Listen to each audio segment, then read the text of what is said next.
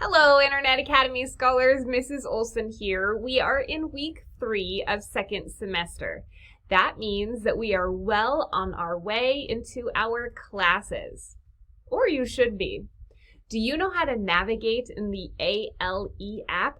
If not, please ask me or your advisor. It comes in especially handy at NPR times.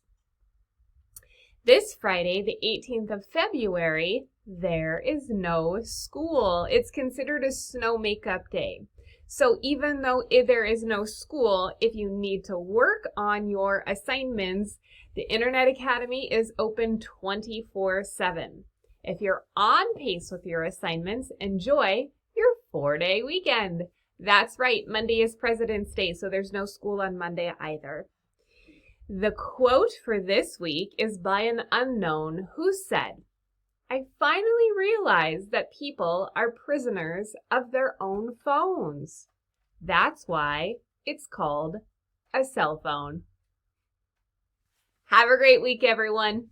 Bye.